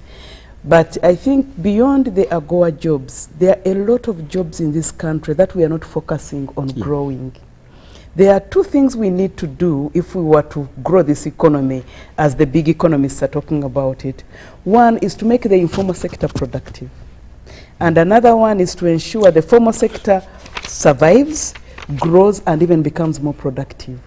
Somehow, we are not doing this in a very intentional manner. If someone is growing selling their tomatoes and they are doing well, they are doing well. If tomorrow you come and their tomatoes have disappeared, no one asks. You just ask, where did Mama Gundi go? And she didn't come, or she's out of business. You move on to the next tomato seller. So this country has a lot of potential. If you look, everything right now has been commoditized. You can no longer go in the village and you just come back with things that we used to come back with them when we were young. Everything now costs money. Even in the village, when they are selling you things, they will sell you things at a price which is fairly almost competitive with Kampala, because they check what the phones are saying in terms of the price. So the AGOA jobs have gone, but also there are a lot more activities people are doing to enable their survival. And I think as a country we should celebrate this, because these people get the burden off the government, because they are looking after themselves, they are growing their produce, they are feeding themselves, they are rearing their goats, they sell when children are sick, they are into their own housing. We want to make them better, but right now they are not really depending on the state except for security.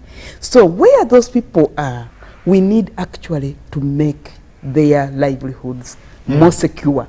And that's why things like, the PDM man of financial inclusion is good, but the problem we have with it, Honorable Minister, is that it is not sustainable. Because at the end of the day, people are given money and you don't know what they are going to do with the money. The onus is on them to use it the way they want. So some are marrying, some are drinking, a few more putting in things. And I think one way to make these jobs more sustainable is to go back to what Professor Kumo said about the aggregation of things. We need to remember that PDM is not the first time actually we are talking about aggregating things and getting the comparative advantage of aggregation. Right from 1913, that's when we have the first cooperative movement where Africans organized themselves against exploitation by foreigners. And those were around simple things like cotton and the coffee and all the other things. I know with structural adjustment, we were advised that this was not the right way to go. But you can see that people are naturally tending towards this organization, whether as circles or as cooperatives around certain crops, even in urban areas, they are doing this. So the jobs of AGOA have gone, and of course the debate officially we have been told is because of our stand on certain morals. So as a country we cannot sacrifice our morals, but other than just being hanging on to the jobs of AGOA, and by that was not just AGOA, we're also losing the market and other things. So the losses are bigger than jobs. Yeah. But going back to jobs, this is the time for us now to be intentional. If we want to value our belief systems, our morals, it is important that we also grow areas and sectors that will make us financially independent so that we're not dependent on others. So let us look, and maybe this goes back to what we've been talking about, the information management systems, the particular parish whatever indices, for us to know what area is doing what, so how can we activate people. If people in town are looking after themselves, they are doing certain businesses, how do we grow these businesses? So that we don't keep comfortable with the statistics that most businesses don't see their first day, and those that survive don't even see their fifth day. What is taking them out? High taxation and the high costs of doing business. Let's be intentional and say, if this is our country, these are our values, this is our population demographic. Thank you very much, Professor. This question has intrigued me, so I needed to ask the Honorable Minister, and I hope also Dr. and Professor Okum can respond. Thank you, Timothy, for the show. Thanks, the panel. Kindly ask these panelists, especially the Minister, PDM is targeting 39%. Where is the output of the 61%, and where is it going? Is there any significance they can give us of transformation we're looking for at it? If not, what is missing? This is Kelly. Honorable Minister, we're targeting 39%. They're asking you the output of the 61%. Where is it? Now, we looked at the 39%. Obviously, these are statistics from Lubos, who are still living under subsistence. But there is some 59, I think 61%. 61%, who are out of subsistence living. They may not entirely be in agriculture. There are some who are in industry, some are in services, some are in ICT. And you should also know that in Uganda right now, the service sector employs more people than the agriculture sector. So when you look at this 39%, mainly those ones who are in subsistence living are mainly in agriculture. So this country the economy is growing. We cannot say it is stagnant. And this 61% are the people leading to this growth. Because we are talking about growth of 6% per annum. So there must be a population which is contributing to this what? To this growth. And those are the people. That is the 61%. And there is a lot of output. Because now, Dr. Mumuza here has told you there is excess what? Milk. There is excess coffee. So who are those producing this coffee? Who are producing this milk? It is the other 61%. So what we need now, these 61% are now making losses, even when there is output, but we don't have market for some of these products. And that's why we are saying we should go out there and look for what? Yeah. For markets. So they are there. They are there. But also let me, Dr. Mumuza brought out something here, that someone was working at Nakasero Road, I think. Yes. But he has relocated to where? To Tanzania. To Tanzania. And that's true. And this is a reality.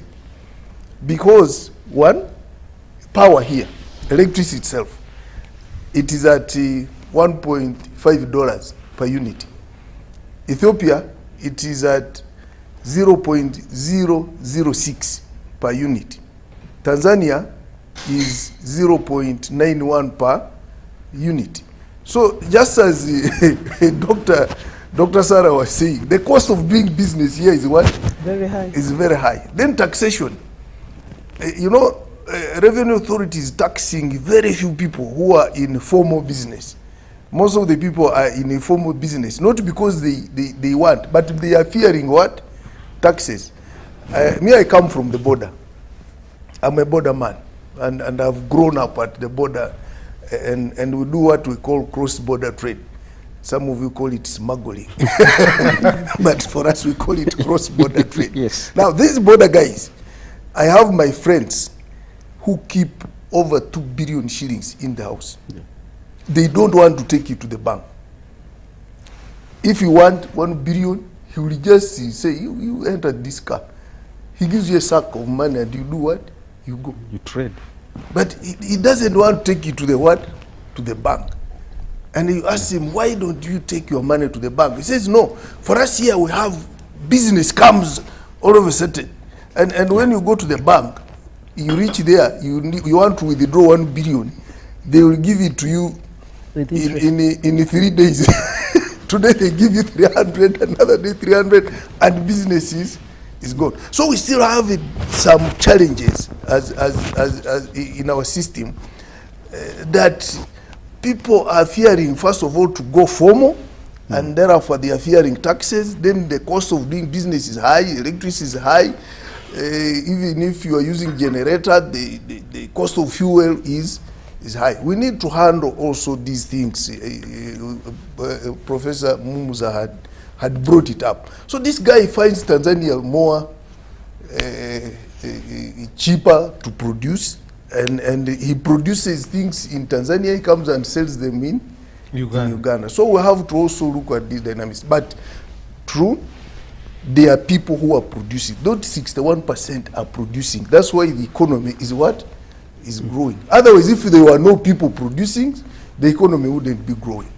And Honorable Minister, I have a few minutes, so I want to be able to come to this backlash between UNOC and Kenya there that has got the AG taking the Kenyan government to the East African Court of Justice. And some of the numbers are quite interesting if we bring it down from $118 to $83 of diesel, petrol from $97 to $61 there. What's happening with this? Because fuel is one of the drivers of our economy. Oh, yes. What is happening with this? And first and foremost, congratulations for navigating to get the private players back in this. What is happening with this, and how are we going to navigate it? I think it will be sorted, because there are so many negotiations which are going on.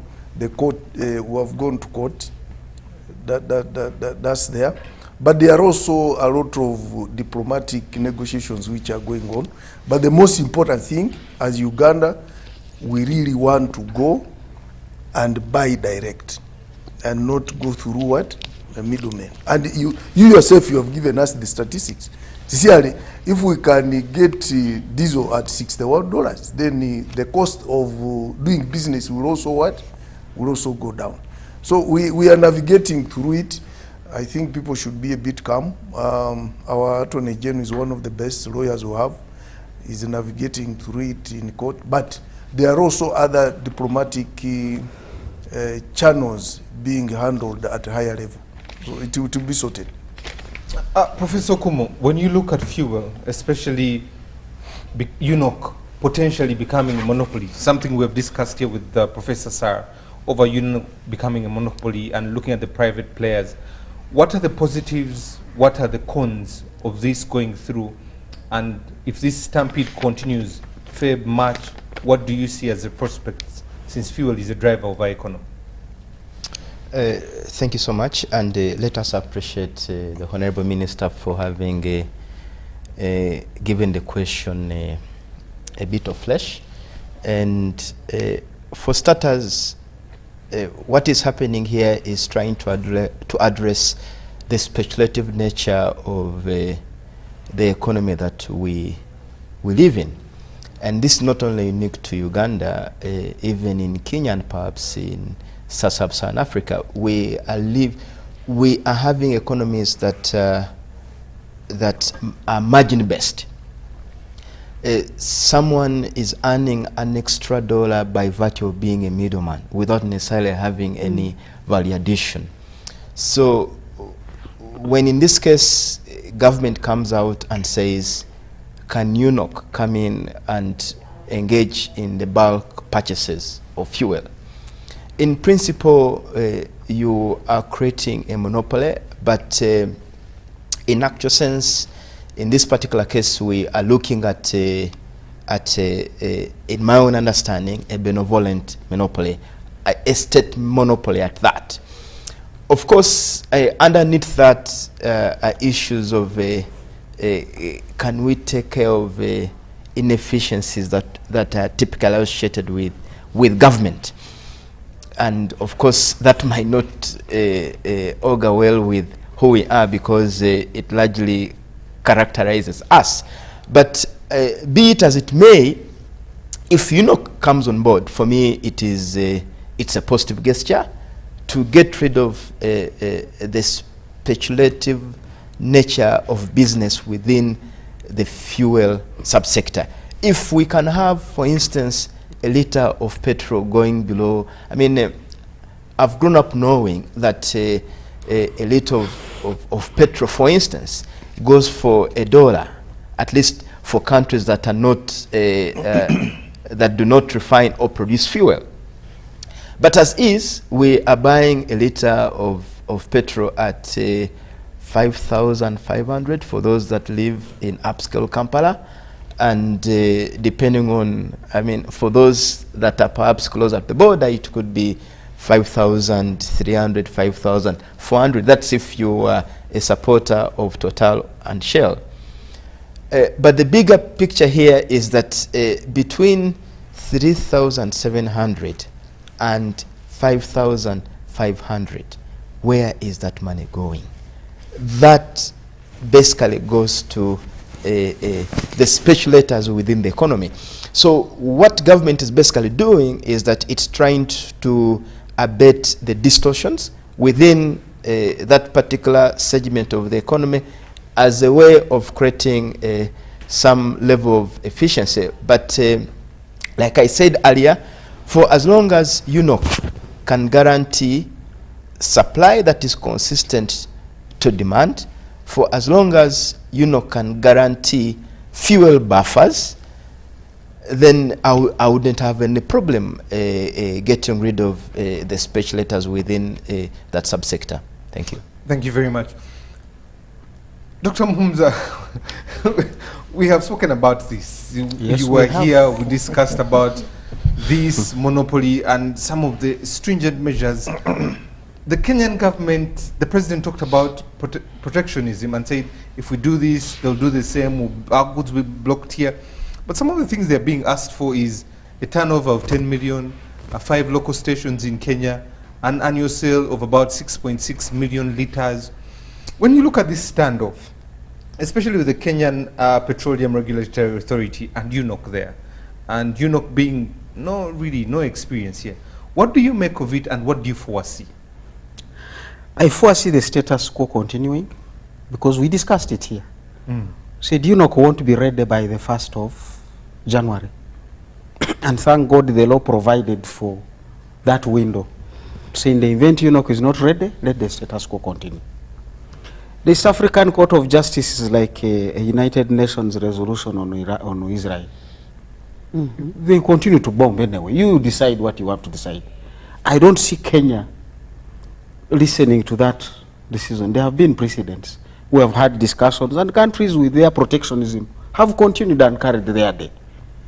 Now, the Kenyan traders and their courts have put out an injunction and prohibiting UNOC from coming in. And they have raised those issues you have raised.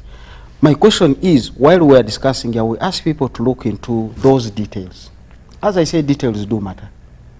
To transact, the company to be licensed there, you must have $10 million turnover over 3 years. UNOC didn't have it. Now that means we needed a political, not a legal discussion on that. We were aware, whether we were or not, I don't know.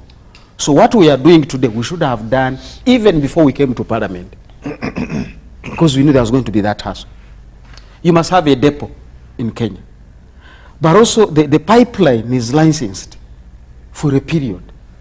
So they haven't opened up for new opportunities for UNOC to bid for pipeline space. So there are a lot of technicalities that are within the Kenyan laws, and they can say, well, we are implementing our laws. This is a requirement. It's a regulated space. Somebody must show that they can actually manage. When your oil comes out of the pipeline, the next person needs to use that pipeline. Do you have where to keep it? They will say you must have a depot. We don't have it. So we are going back to how do we make our policies? Are we speaking miracles and witchcraft when the realities are not being addressed? I'm reading UBOS and I'm waiting for the census to come in with the updated data. 18.7 million youth are the ones we call net, not in education, in training or employment. 18.7 million. They are not being educated, they are not in employment, they are not in any training. So, where is the 39%? Where is the 61%? When these are youth, we are not talking about 80-year-olds. And we are not talking about the other 16 million who we said are below 10. So usually when you add up your 16 and 18 million, 75% of the Ugandan population is sitting there, waiting for government money, which is borrowed money. Now the person benefiting from this is the one lending the money, government bond. Now you can't develop an economy out of giving money to the money lenders. These are issues for me that we must really engage. And as ministers said, I work with the banking sector a lot. And one of the biggest challenges of the banking sector as today is mobilizing what they call CASA, current and savings accounts. Money that me and you will leave in the bank and then the bank can lend it to us. That has completely collapsed for most banks because the 2 billion are sitting in somebody's compound. And by the way, it is also in the dollar space. I went downtown and met somebody just comes and said, give me some 200,000. Yes. You think they are talking Ugandan money? No. Dollars. Now, the bank, that is not in the banking system. So for the banks to lend, they have to mobilize money, fixed deposits, at the same rate as government.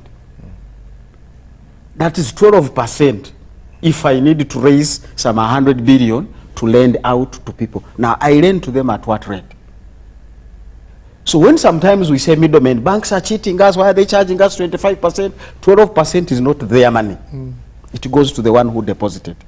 They have their own fixed costs. Internet, because all now banks are internet linked, electricity, salaries, they are paying expensively their employees. The rent has gone up. Fuel costs also affects them. So when you really find what is a bank getting in Uganda as a margin, unless you are the big one that are making money out of these other options of mobile money, the cost of doing business in this country is high. When we were here, we discussed and said, what is the key driver of fuel prices at the pump? 65% of the cost of that pump price is driven by 2 things. One, the barrel price, which is international, and the tax. Those 2 alone, before you go into a refinery and the logistics of getting fuel to that pump price. So I don't even want to look at the Kenyan fellows and say they might be the problem. And the cost of shipping oil, because our oil has been coming through the Red Sea. We all know the Houthis are bombing ships there. All our oil is really passing through there. That cost is going to rise because now some people are saying we have to go around the Cape of Good Hope. That increases the journey by 14 days, the cost up, insurance charges, all those things will come to us. So I think we have a lot of uncertainties that we must weather for, that are coming our way. The geopolitical space is tense. As I said, the war in the Congo is still ongoing. We don't know how Somalia and Ethiopia will sort out the Somaliland deal. Sudan is one of the big consumers of our coffee. And by the way, I've been looking at coffee. The quantity of coffee has gone down. What has given us mileage is the international price of coffee has gone up. If we had maintained our quantity of coffee of 21, 22, we would be now at $1 billion. So what has happened to our quantity of coffee? Because now we are benefiting from what is not in our control. Quantity we can manage. International price is not for us. If that also goes down, we have these risks, and I like Bank of Uganda, they put up all these risks clearly, but then still remain optimistic. So I'm like, where is their optimism coming from when you have highlighted all these real risks? Witchcraft. I don't want false hope for anybody, neither do I want people to live in despair, but when the dark clouds are coming, you want to carry your umbrella, or possibly even cancel that journey. I've seen people, there are floods in Kampala, taxis and the border borders, some people have died. When I see a flood, I wait. Professor, lastly coming to you, the desire of any Ugandan, both border, taxi or a private means, is the price at the pump. Yeah. It is what leaves more money in my pocket to be able to do other things, the purchasing power. Yes. How are we going to be able to manage that, especially with what Dr. Mhums has said? And also the private players can choose to hoard the fuel for the price to go up. Yeah. They Both are at global and local level. it's really demand and supply here, yet demand is desire and ability. Do we still have that? How do we get to this? I just hope none of the oil suppliers here have heard what he said. They don't have to hear me, I hear them. Because it is me hearing them. Because it is scary. You know, it's not just the borders, but everything. I mean, oil affects everything.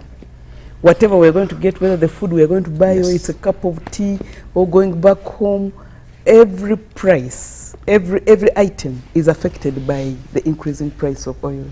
So it is a very scary thing. So I hope none of them had. But of course, we appreciate what the government has been trying to do with UNOC. For us, we are a little bit optimistic. We are praying they win the case. And you win it, but implementing and that the resolution will be binding. So I didn't know that it was just... Timothy will call us back here 3 back. So I'm hopeful that the case will be won, and that, because I think, Fred, there's something, Dr. Mhums, beyond just the dynamics like of the UN and Israel. I think we in the East African community as partners. I just didn't know that we were there passing time. No, we are protectionism. Buy Uganda, build Uganda means what? Yeah, but we even don't do that. We buy Kenya, even when we are saying boo-boo. Exactly. So even Kenya is buy Kenya, build Kenya? Yeah, so Kenya is doing buy Kenya, build Kenya. But in Uganda, actually, we buy more Kenya than buy more Uganda. So I think these are things which we should discuss politically. We should discuss them. Because a higher price of fuel will not do this country any good. So there is that. There is really building up morale for UNOC. We hope that it is successful so that we cut out the middlemen. But we've also talked for, I know we are still very far, but this is an opportunity for us to explore alternative means of fuel. I know there's our Albertine region oil, which will have to go to all the way to Dar es Salaam.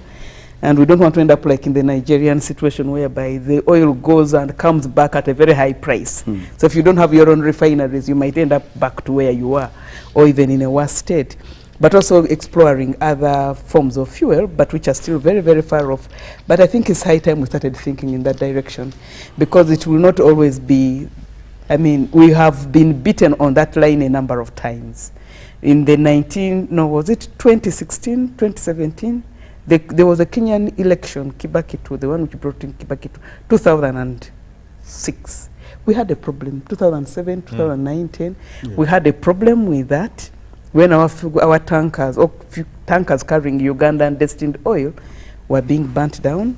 So we can only be hopeful, but it is not very desirable that the fuel goes up.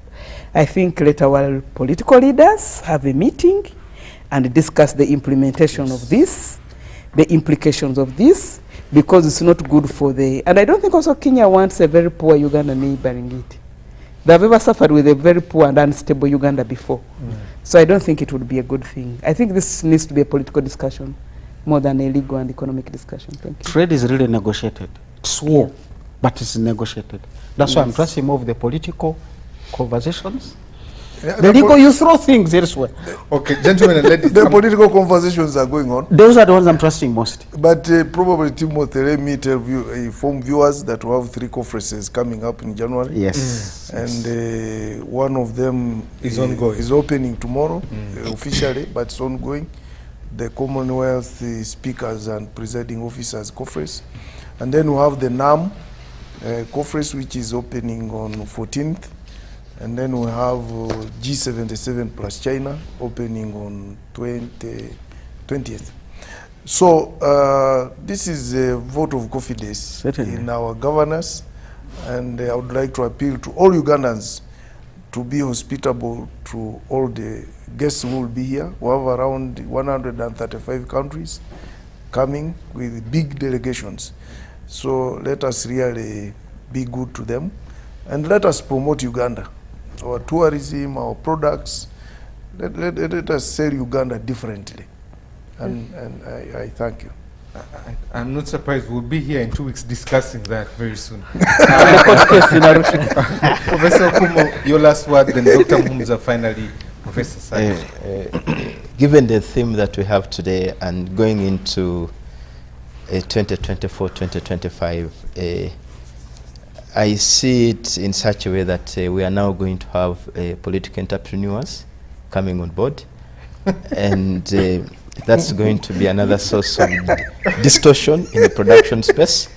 And be it as it may, it's imperative that we don't forget production, because at the end of the day, if we don't produce, then politics does not put food on the table. Then the other message I wish to put across is the fact that finally we have a miracle in PDM, that if carefully crafted, indeed we could find our economy on a path that has been eluding us, as is we've been stuck in a low economic equilibrium. And if indeed PDM can pick out the last proportion of Ugandans that have not been positioned to commercialize, then we could perhaps be on a path to sustainable development. Thank you very much. Thank you very much. Dr. Muhumuza, I hope you can hint, because the budget process has started 2024-2025, what your prediction would be. And he's the crafter of PDM. Not the miracle or the witchcraft in it, but the reality. Yeah, we really crafted PDM, and that's why I will keep insisting. If anybody is talking not of the 7 pillars, you are not talking about PDM. You have created your own other thing. If you bring all the 7 pillars, that will be my gift to the country. Let's look at all the 7 pillars. But while we work on that, fellow Ugandans out there, mind about the money you have in your pocket. Spend if you must, because there is not going to be that much money for you to gather out there. If you can defer certain things, do them. We are appealing to government to do the same. But whether government does or delays or is slow, the governments are always slow. One of my supervisors, Professor Surma, used to say, changing the mind of government is like turning a train. It's not a bicycle that you just lift it and switch and ride it to the opposite direction. It takes some time. So government will take some time, but we really want them to focus on rationalization of government, not agencies. That is a small component. But while they do that, please be mindful of your money. Keep those children in school. Eat well. Keep the diseases away. Anything that robs you of your money, where robbing is spending, where you shouldn't be spending, try to avoid it so that that money is available to help you in a rainy day. If you can save and invest, please do. But don't just invest again out of imagination, like witchcraft, the witch doctor says do here. No, be mindful, calculate, don't hesitate or estimate things. It's not easy. Finally, Professor Sarah. Yes, thank you, everyone. You know, we most of the time we tend to focus on exports, but we actually forget that the biggest market and the biggest consumers of our products are local. Yeah. Our people are the biggest consumers of our products. So we need to invest in them so as to grow domestic demand. Yep. We don't have very highly value-added things that will survive the journey to, I don't know, whichever country. So our biggest market is local. While we are getting a few dollars from what we export, we should not forget that the biggest consumers are our own people, and the biggest market we have is local. So let us do whatever it takes to grow the domestic demand of our products. That goes into making the informal sector more productive, making the farming sector more productive, making the formal sector survive, grow more, and even become more productive. It talks to skilling our people, giving them enough information, making it possible for them to transact business in a less costly manner. And that, of course, means giving them services and bring down the unit cost of production. I believe if that is done, and done in an intentional manner, our small-scale entrepreneurs will grow into big-scale entrepreneurs, and we shall be able to drive this economy. Thank you. Thank you very much. Let me read just one text that has come through. Ayela Clovis, thank you very much for your message, but I'll read Niwaha Barnabas, who says, every farmer is complaining of the low tea prices. The price has dropped from 600 shillings to 200 shillings. In addition to the price drop, some factories have not been able to pay both the farmers and the staff for the last 6 months. As Uganda continues to encourage its people to grow more tea and coffee, uproot the tea, but also help us do something about this, okay? Quite a number of messages that have come through today, especially discussing the economy, but I want to thank the Honorable Minister, Professor Okumu, Dr. Fred Muhumza, and Professor Sarah for coming through to discuss patent issues. The production team that is behind there has made today possible. But we'll end with this quote. There's always enough for need, but there's never enough for greed. Good morning.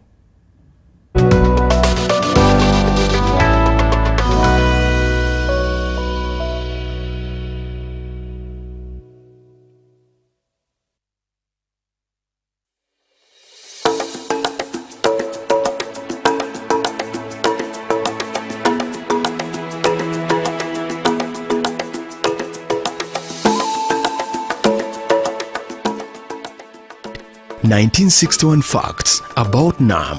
The Non-Aligned Movement, NAM, is a forum of 120 countries that are not formally aligned with or against any major power bloc. It was founded with a view of advancing interests of developing countries in the context of the Cold War confrontation. After the United Nations, it is the largest grouping of states worldwide.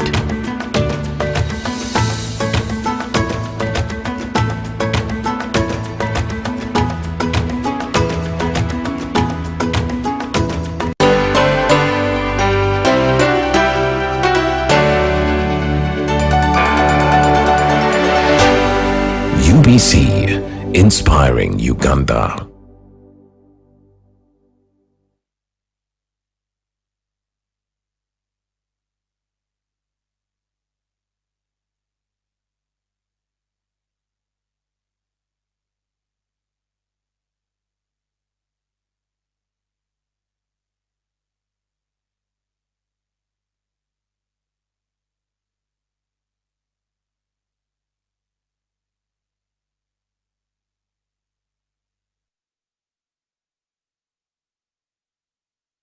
That Hamas is going to exist after this.